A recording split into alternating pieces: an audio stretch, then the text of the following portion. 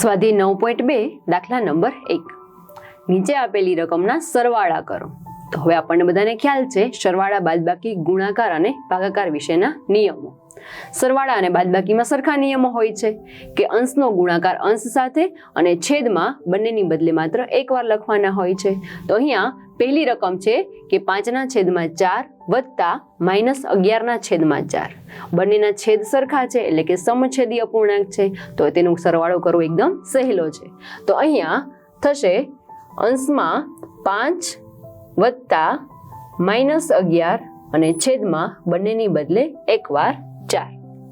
અંશમાં પ્રક્રિયા કરી તો પ્લસ માઇનસ માઇનસ થશે એટલે કે 5 - 11 છેદમાં આવશે 4। 5 - 11 એટલે કે મોટામાંથી નાનું બાદ કરીએ તો 11 માંથી 5 જાય તો વધશે 6 અને છેદમાં રહેશે 4। અહીંયા અંશમાં માઇનસની નિશાની આવશે કેમ કે મોટા પદની નિશાની આવે એટલા માટે। અહીંયા હજી છેદ ઉડે છે, છેદ ઉડાડીએ તો 2 3 6 અને 2 2 4 એટલે કે જવાબ થશે -3/2। આ થશે તેનો સરવાળો। બીજી રકમ જોઈએ 5/3 વત્તા 3/5। અહીં જોઈ શકાય છે કે સમછેદી અપૂર્ણાંક નથી કેમ કે અહીંયા છેદમાં 3 છે, અહીંયા 5 રહેલા છે। તો સૌપ્રથમ તો તેનો લસા લેવો પડશે। તો 3 અને 5 નો લસા લઈએ જે થશે 15 કે લસા બરાબર 15। વારાફરતી બધાની જોડી બનાવતા જઈએ।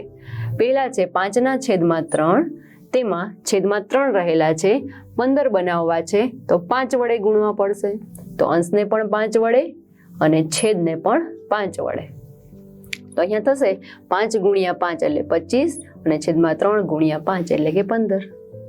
બીજી જોડી છે 3/5, એમાં છેદમાં 5 રહેલા છે, તેને 15 બનાવવા છે તો 3 વડે ગુણવા પડશે એટલે કે અંશને પણ 3 વડે અને છેદને પણ 3 વડે ગુણવા પડશે। તો અહીંયા થશે 9/15। હવે જોઈ શકાય છે કે 25/15 અને 9/15 એ બંને સરખી જોડી છે। તો હવે આ બંનેનો સરવાળો કરી શકાશે। તેથી 25/15 વત્તા 9/15 બંનેના છેદ સરખા છે તો અંશનો સરવાળો અને છેદમાં એકવાર 25 + 9 છેદમાં 15। 25 + 9 જે થશે 34 અને છેદમાં રહેલા છે 15। આ બંનેના અંશ છેદ નથી ઉડતા તો આ થશે આપણો જવાબ।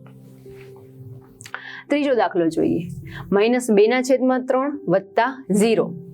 કોઈ પણ સંખ્યામાં 0 ઉમેરીએ કે બાદ કરીએ તે સંખ્યામાં કંઈ જ ફેર પડતો નથી।